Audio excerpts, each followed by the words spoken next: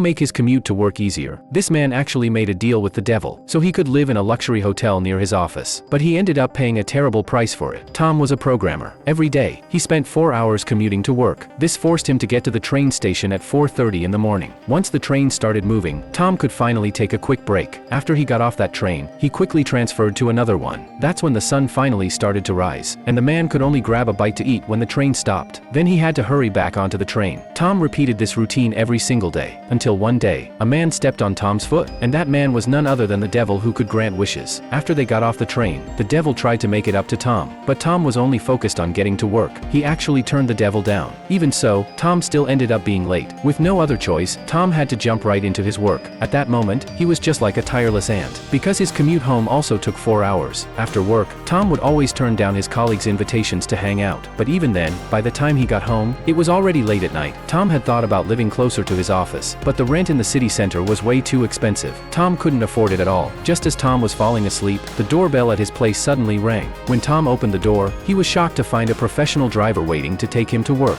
It turned out the devil, to apologize, had specially hired the driver for Tom. But Tom had terrible luck. He ran straight into a traffic jam that day. By the time he made it to the office, it was already 9:30. This led to Tom being scolded by his boss, and his boss demanded that he finish all his work that day. This made Tom work overtime until midnight. With no other option, Tom had to stay at a nearby inn. Right then, Tom ran into the devil again. The devil took Tom to a presidential suite. There was a dedicated butler to attend to his every need, and it only took 5 minutes to get to the office. The devil told Tom he could stay there for free on workdays, but he had to go back home on weekends. If he didn't follow this rule, he would face severe punishment. From that day on, Tom was always the first person to arrive at the office. After work, he could also accept his colleagues' invitations to hang out. Tom was living the life he'd always dreamed of. But after work that day, the lazy Tom ignored the devil's warning. He went to the hotel, only to find the room completely empty. Then the devil appeared from the rooftop, saying that it was the weekend. He had broken the agreement and had to face punishment. Then the devil lifted his finger. When the new work week started, everyone noticed that Tom hadn't come to work at all. While they were confused, they spotted the ants Tom kept crawling out. They followed the ants' trail and opened Tom's cabinet.